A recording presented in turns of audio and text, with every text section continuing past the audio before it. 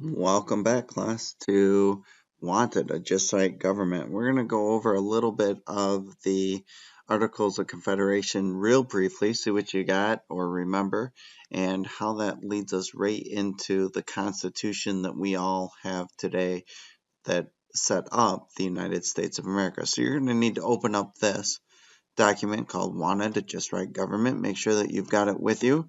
It's open. It's got a PDF version or you've got the paper version next to you. So once you've got that, here we go. A Just Right Government. Wanted a government that what? This goes in the upper right hand corner. Fill in those blanks. Take a moment. Pause if you need to.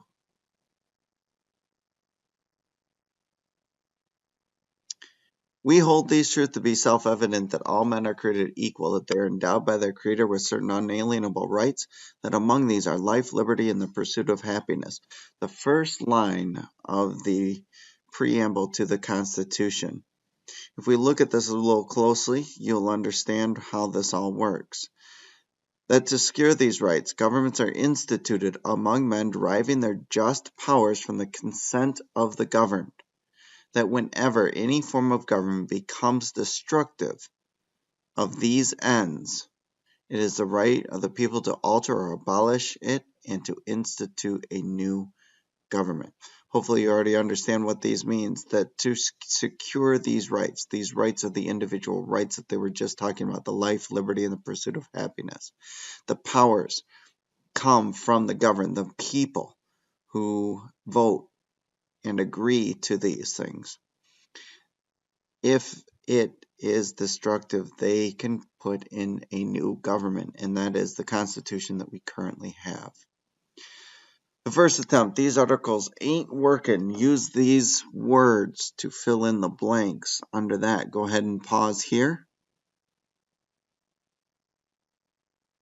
All right, you got those in. Hopefully you got them right. Let's see. A confederation is a group of individuals united together for a purpose.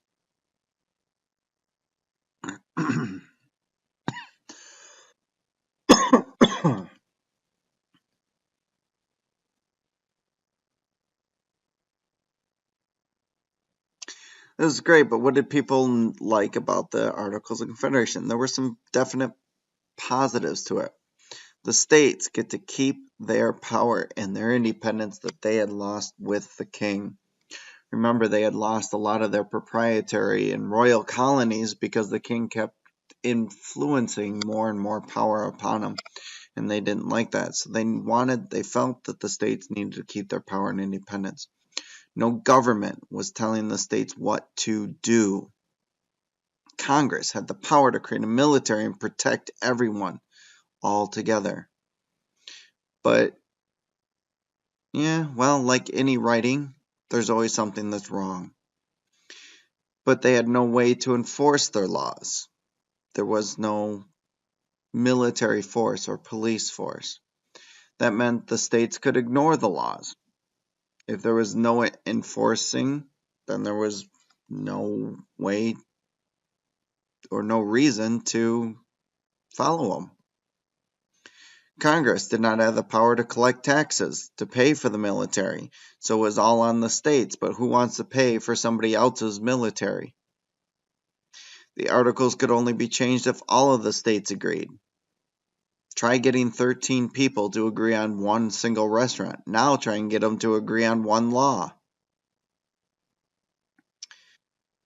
Here we go, mini articles of the Confederation, true or false. Answer this as the questions come up on the right-hand side of the screen. I believe it is, anyway. The articles made a president in charge of the country, true or false. The states would still be independent under the articles.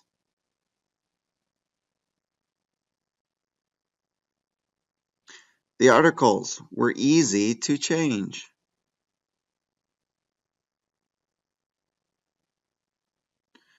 True or false? The more people a state had, the more votes they got in Congress.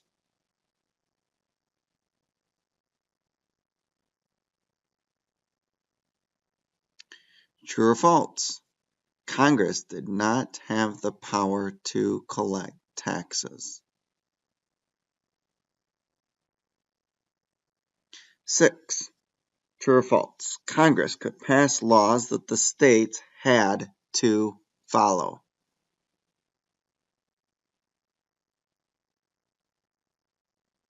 7. True or false? The Articles of the Confederation created the first American government.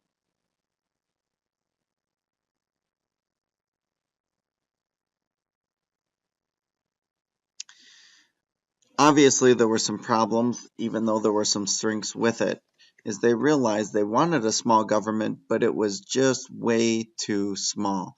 They couldn't get anything done, and there were lots of problems like Shays' Rebellion.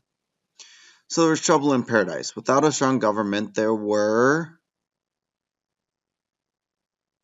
try and guess, conflicts between the states that the powerless Congress could not control. For example, states made their citizens pay taxes on goods that came from other states. Well, that's not right. States had different needs, just like kids. For example, some states depended on fishing while others grew mostly crops. States had different sizes. Some states had a lot of people, some states had very few. Some were very large, some were very small. People had different opinions, depending if you were northern or southern. Some feared a central government, while others thought a central government was absolutely necessary.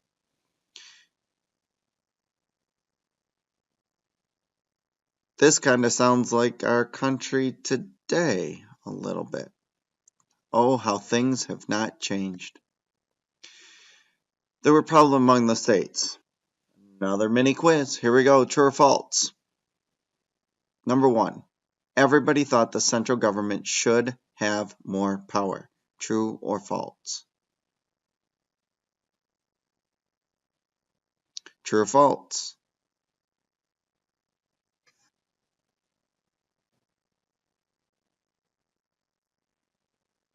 Some people are afraid the state might lose their independence. True or false?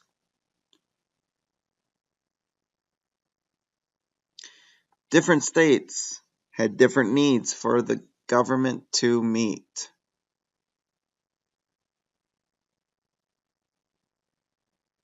True or false? The states all got along with each other.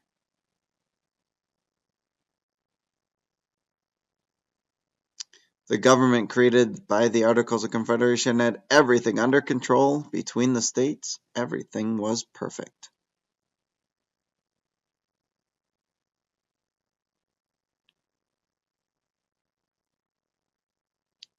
So obviously not everything was perfect. The Articles of Confederation had their positives, but there were way too many negatives and weaknesses. But like any good writing, if at first you don't succeed, try again. Because when you stop trying is when you fail. So, in Philadelphia, Pennsylvania, Independence Hall, the same location where the Declaration of Independence was signed, they called together many of the exact same delegates who wrote and signed the Declaration of Independence in the summer of 1787. The purpose originally was just to revise the articles, address the problems, fix what was wrong. The only thing is when they started to fix the things that were wrong, they realized immediately that there was no way to revise them, and it was just better to toss out the old and rewrite. So when you got to rewrite something and the first research paper doesn't go to, where do you go? How do you fix it? Where is your resource? Where's your references? So they went to the references and came up with some principles of the Constitution. What do we really want to get out of this Constitution? What are our main goals? So they came up with an outline. They came up with an outline of 7 ideas, 6 if depending on who you're talking to. But they came up with some very specific things of how they wanted their government to run. First one, or the 7 principles, and some people combine the 2, and I'll go over that. The basic law and government of the United States. They wanted 7 things. They wanted a republicanism. They wanted popular sovereignty. They wanted federalism. They wanted limited government. And some people combine these to get 6 principles: separation of power and checks and balances. Some people kind of lump that together as 1 to call it 6. Some people separate that to call it 7. But they kind of go hand in hand. They're very closely related. And they also wanted individual rights. So we'll talk about those explicitly right here, right now. These things should be on your actual notes, not the actual worksheet, the PDF worksheet. Republicanism, the idea that government is controlled by the people who hold the power and elect representatives, giving those representatives power to make and enforce laws. I'll let that sink in for just a minute. Government's controlled by the people who hold the power and the elected representatives. So those that represent me, I give them the power to make laws for me. Popular sovereignty is the idea that political power rests with the people. You can vote to change or choose to change or get rid of the government if it fails to meet the basic needs of a citizen or citizens in general. Limited government. One of the things they wanted to do is make sure they didn't get another king. They couldn't put all the power of decision making in one place. So they had to limit and keep the legal powers small.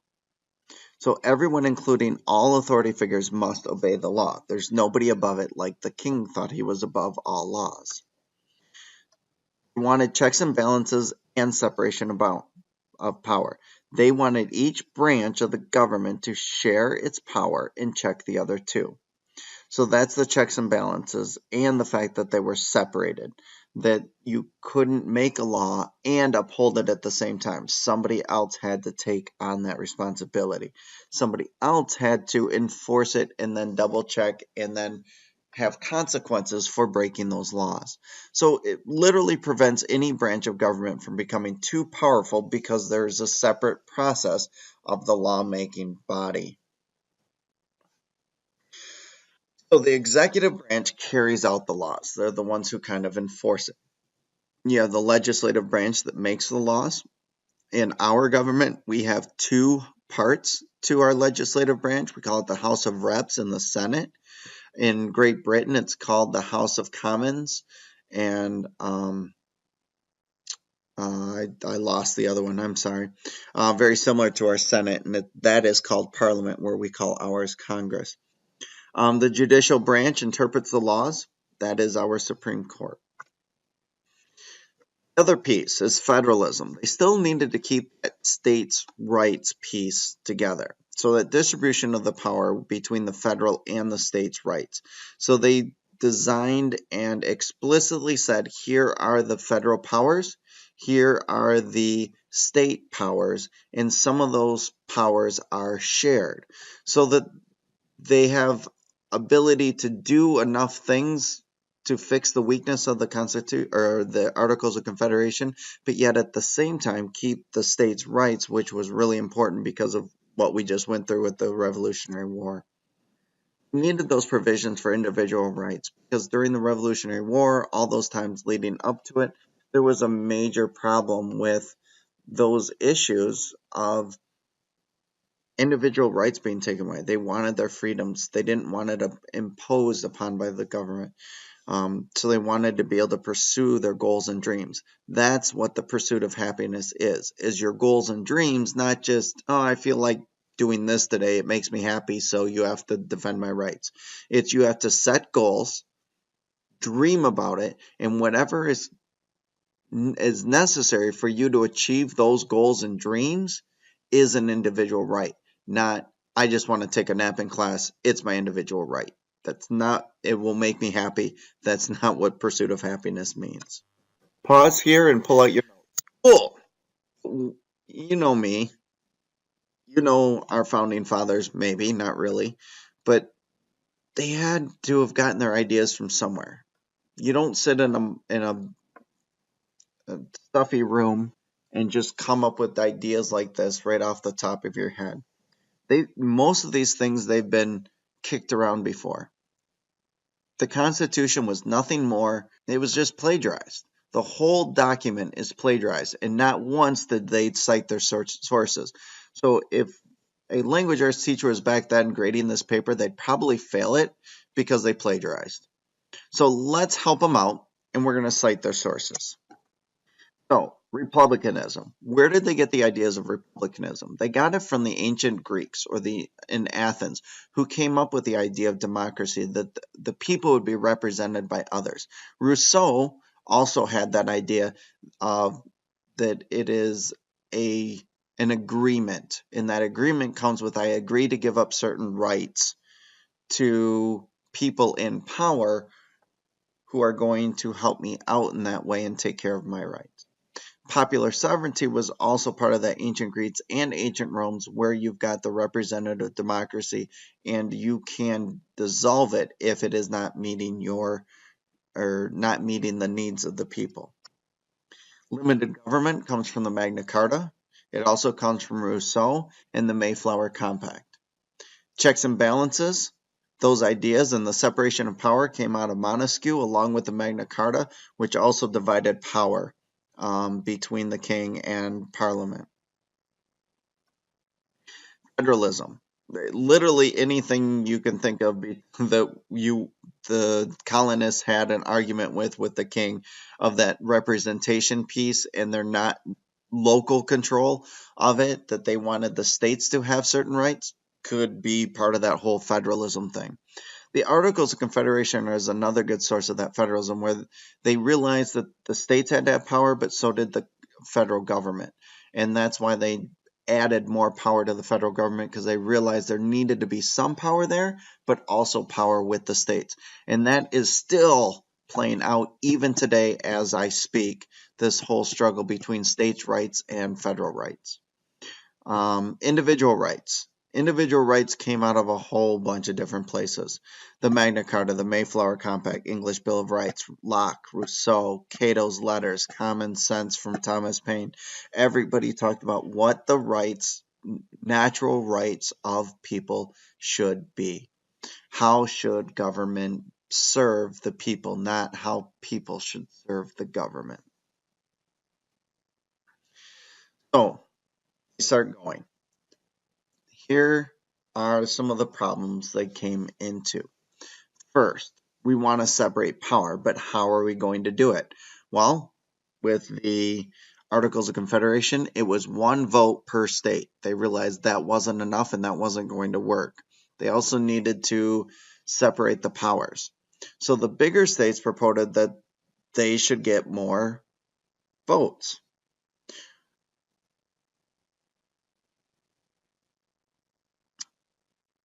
The Virginia Plan, proposed by James Madison, was huge with this.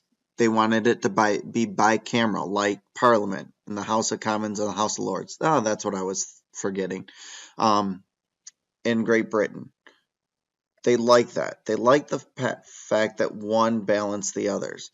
Two houses, one elected by the people and the other appointed. The House of Lords is appointed. Okay, so you don't get to, we elect our Senate. The House of Lords is selected by the House of Commons. The first house with the number of people determined by the state population. New Jersey, a smaller state, liked the separation of powers as well. They liked and wanted to protect the smaller states, and they wanted it unicameral.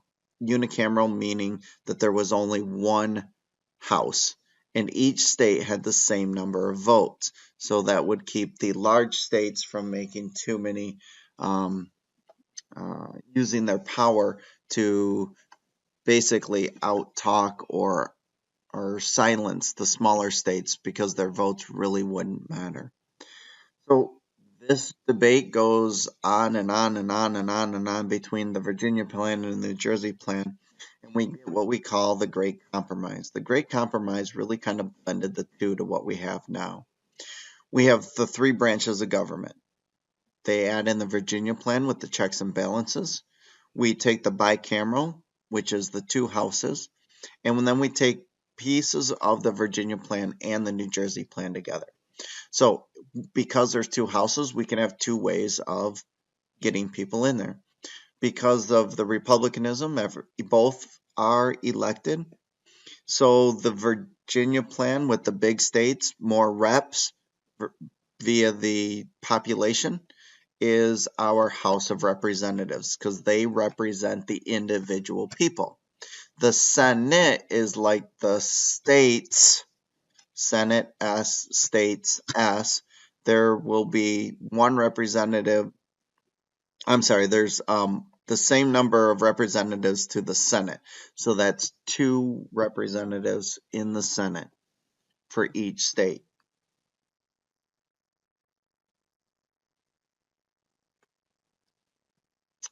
Another major problem, another compromise that they had to agree on, was if we were going to elect people into Congress, into the House of Representatives, based on the number of people in the state, some of the southern states would have way too many representatives based on the white population if the slaves were counted. Let that sink in. The southern states had a very low white population but a very high black slave population and would have gotten more votes if they went by just heads. But the problem is if you should only be represented if you can vote. The slaves were not considered people. They were property. So the Northerners said they shouldn't be counted at all. The Southerners wanted them counted 1 for 1. So they finally agreed to split the Northern and Southern colonies, and came up with the 3/5 compromise, that for every 5 slaves, 3 would be counted. So that would give the Southerners a chance to earn more votes in the national legislature, but at the same time not count them all to get even more power when they weren't considered citizens of the United States at that time. Which also dealt with the slave trade problem. The Northerns were concerned the economy was relying too much on slavery, believed that it was they should get off the bandwagon. Even Great Britain at this time, who was all over the globe, was even reducing its economy based on slaves and freeing lots of them and passing laws. The northern states wanted to proposed a ban on the importation of slavery in the Constitution, and that would make it illegal in the coming years. Southern states weren't willing to give it up. They said we'd totally fall apart and were not willing to budge. Had the northern colonies or states pushed this a little bit more, we might have avoided the Civil War even before our country even started. But as we know, if you got to give some to get some. So they compromised. Slave trade would continue for 20 years, and in 20 years, to allow the southern states to adapt in 1800, it would become illegal to bring in slaves. So they were allowed to ban the importation of slaves into the country, but that did not stop them from being slaves or from being sold into slavery. Go back to your other notes now at this point. Finally, we all agree we have our Constitution. Kinda. We get the preamble.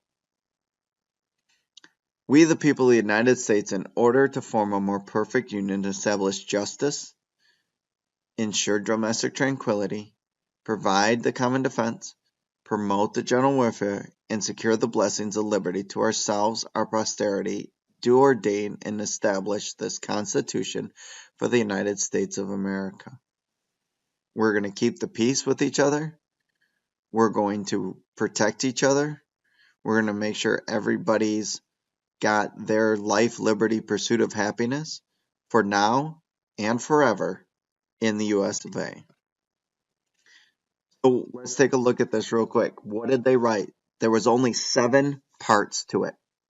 Part 1, or Article 1, said, here's the legislative branch. It makes laws. We're going to have a House of Rep and the Senate.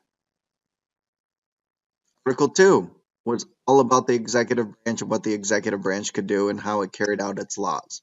We were going to call that person the president, who is in charge of it. Article 3 was all about Supreme Court, interpreting the laws and making sure that they follow the exact outline in the Constitution of the United States.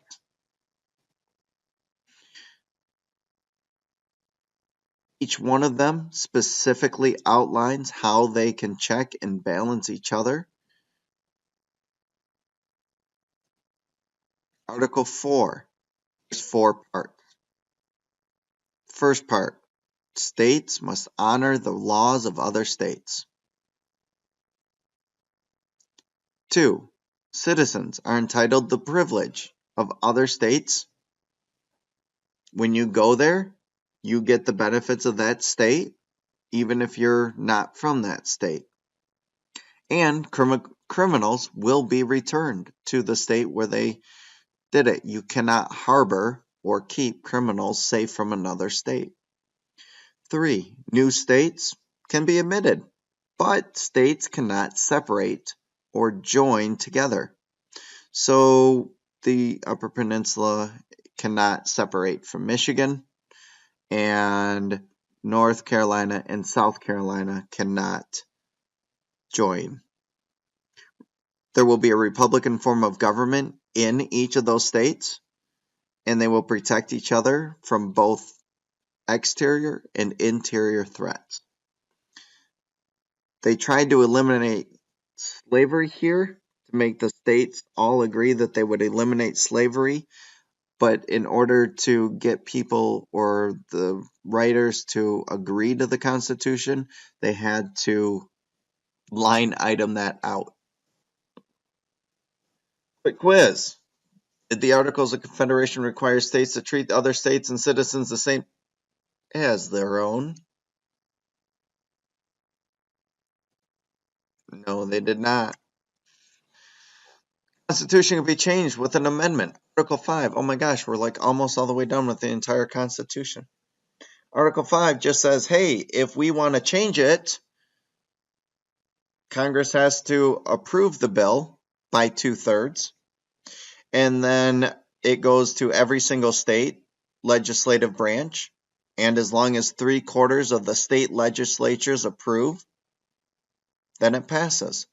Or if 2/3 of the state legislatures propose it and 3/4 of the state legislatures approve it, then it totally bypasses the federal government. So the states can literally amend the Constitution without anybody in Congress ever doing it.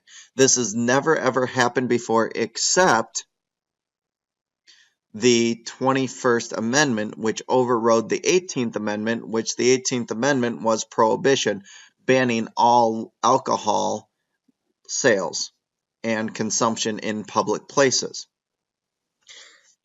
All the states overrode it with the 21st Amendment, literally eliminating the Prohibition Amendment number 18. I'm predicting that this will probably happen with marijuana, just like alcohol was back in the 30s during the Prohibition era. That the states, 2/3 of the states, will propose it 3/4 of the state legislatures will approve it, and they will literally amend our Constitution to make marijuana legal like alcohol is legal. Just predicting. We'll see what happens. Maybe I'll be dead by then. So here's the two ways. You can propose it. 2/3 of the House, 2/3 of the states, 3/4 of the state with, well, that should be 2/3 of the state legislature and 3/4 of them of the states. So how can it be changed under the Articles of Confederation? Majority vote or unanimous? Unanimous vote. Article 6, hey, 2 more articles to go and we're almost done. How about that? Constitution is the law of the land. Nothing is higher. Everyone in public office must swear to uphold it. And yeah, all that debt from the Revolutionary War that the states have, yeah, we'll take that on and we'll pay it off. Article 6 is called the Supremacy Clause or the Superman Clause. Nobody is stronger than the Constitution. You can't override it at all, no matter who you are or what you believe in. So, in the Articles of Confederation, did it require the states to follow the laws Congress passed?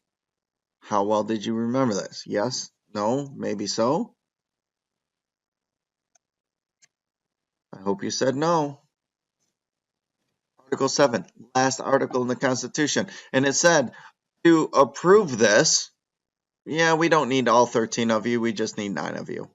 So it goes back to that 2/3 again. So 2/3 of the states had to approve it, and if you didn't like it, too bad, you're joining us anyway. There's no getting out of this. You're part of the convention. All we need is 9 out of 13 to agree to it.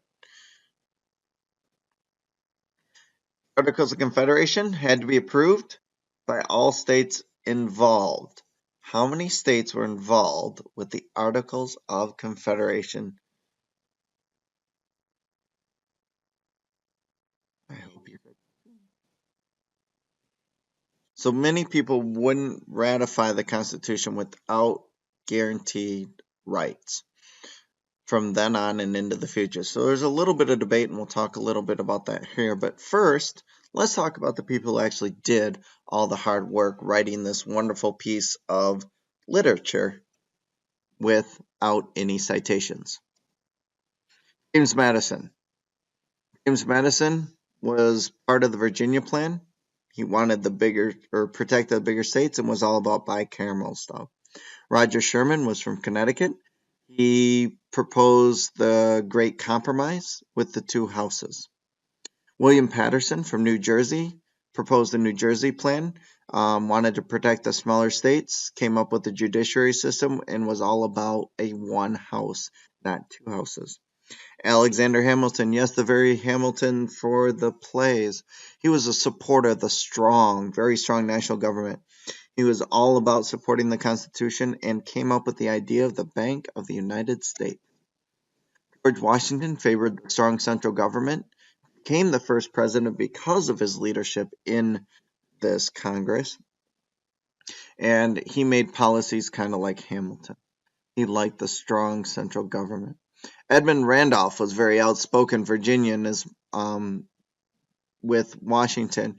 He introduced and defended the Virginia Plan, wanted to make sure that the larger states had more power.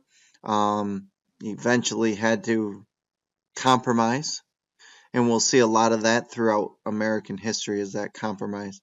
And then Ben Franklin gave a huge speech of how we should come together. You don't have to be aware of that, but he was very pro-abolition of slavery. He worked very hard to try and get that written into the Constitution, along with Jefferson, but Ben Franklin was very, very adamant, even though he didn't get his way. Had we listened to him, we might have been a little better off without the Civil War. Federalists were very much in favor of just signing the Constitution as is, saying that things would take care of themselves. The separate branches would protect the individual rights, even though they weren't explicitly written. There must be a separation of the government and the church. They didn't want another Italy. They didn't want another Rome. They didn't want any other place where religion was the main place. They wanted that freedom. They wanted to establish that constitution no matter what. Ratify it, ratify it, ratify it. No compromise anymore. The government wasn't prospering on the articles. We had to do something immediately, get it done, get it ratified, and move on. Anti-Federalists didn't want to take a chance that there could be another king to step on the individual rights. There had to be a Bill of Rights, like the English Bill of Rights, to protect the people. They were afraid that the government would be too big and step on the rights of people. There was too much power in the president. They wanted to make sure there was enough checks for that, and that there was no dictation or a dictatorship in the country. So they needed to make sure that that was kept from happening. So eventually they struck a deal. The Federalists said, if you ratify the Constitution as is, as soon as the Constitution goes into effect and we put into place the executive, legislative, and judicial branches, we will use Article 5 to amend the Constitution and include those individual rights. So on September 17th, 1787, the Constitution was signed. Between then and June, almost an entire year later, the Anti-Federalists and the Federalists went back and forth, debated and bickered, proposed things to the communities all over the Confederation, and finally came to that agreement that they would be ratified in June of 1788. So during the year of 1788, we went through an election process.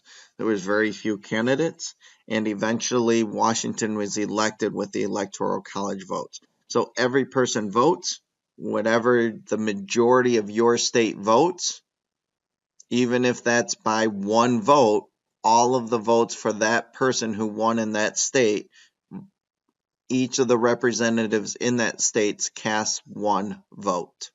And we'll explain a little bit more about the Electoral College later. So Congress literally elects the president, not the people. But the people tell the congressmen how to vote. So the Bill of Rights is then approved, or that's worked on, I guess. 12 of them are approved on September 25th, 1789. Enough bickering goes on by December 15th, 1791, so about a year and a half later, 10 of those rights are approved. And if you're wondering what those two that are missing, I'm going to leave you in suspense, but give you a hint. It is on my cabinet.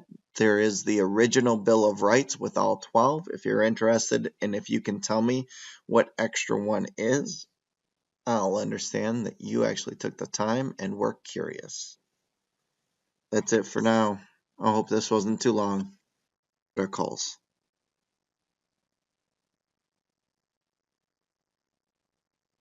The articles were easy to change.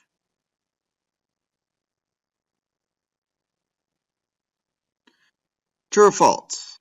The more people a state had, the more votes they got in Congress.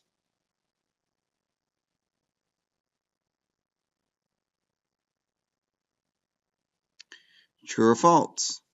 Congress did not have the power to collect taxes.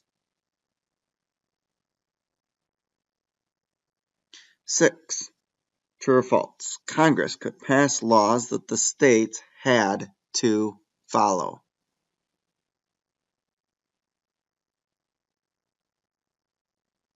7. True or false? The Articles of the Confederation created the first American government.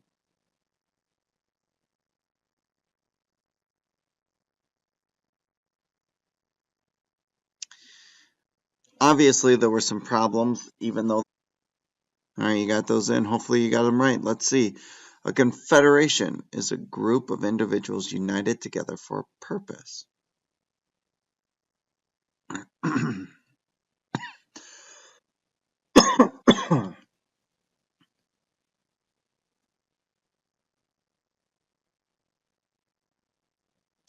This is great, but what did people like about the Articles of Confederation? There were some definite positives to it. The states get to keep their power and their independence that they had lost with the king. Remember, they had lost a lot of their proprietary and royal colonies because the king kept influencing more and more power upon them, and they didn't like that. So they felt that the states needed to keep their power and independence.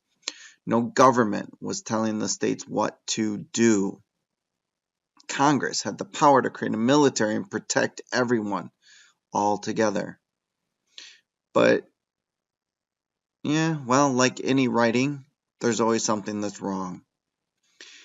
But line of the preamble to the Constitution. If we look at this a little closely, you'll understand how this all works. That to secure these rights, governments are instituted among men deriving their just powers from the consent of the governed. That whenever any form of government becomes destructive of these ends, it is the right of the people to alter or abolish it and to institute a new government. Hopefully you already understand what these means, that to secure these rights are the individual rights that they were just talking about, the life, liberty, and the pursuit of happiness. The powers come from the governed, the people who vote and agree to these things. If it is destructive, they can put in a new government, and that is the Constitution that we currently have. The first attempt, these articles ain't working. Use these words to fill in the blanks under that. Go ahead and pause here. Welcome back, class, to Wanted, a just right government. We're going to go over a little bit of the Articles of Confederation real briefly, see what you got or remember, and how that leads us right into the Constitution that we all have today that set up the United States of America. So you're going to need to open up this document called Wanted, a Just Right Government. Make sure that you've got it with you. It's open. It's got a PDF version, or you've got the paper version next to you. So once you've got that, here we go. A Just Right Government. Wanted a government that what? This goes in the upper right hand corner. Fill in those blanks. Take a moment. Pause if you need to.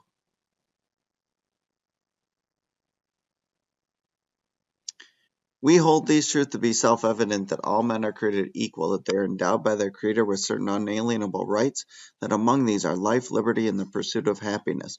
The first, they had no way to enforce their laws. There was no military force or police force. That meant the states could ignore the laws. If there was no enforcing, then there was no way or no reason to follow them. Congress did not have the power to collect taxes, to pay for the military, so it was all on the states, but who wants to pay for somebody else's military? The articles could only be changed if all of the states agreed. Try getting 13 people to agree on one single restaurant. Now try and get them to agree on one law. Here we go, mini articles of the Confederation, true or false. Answer this as the questions come up on the right hand side of the screen. I believe it is anyway. The articles made a president in charge of the country, true or false.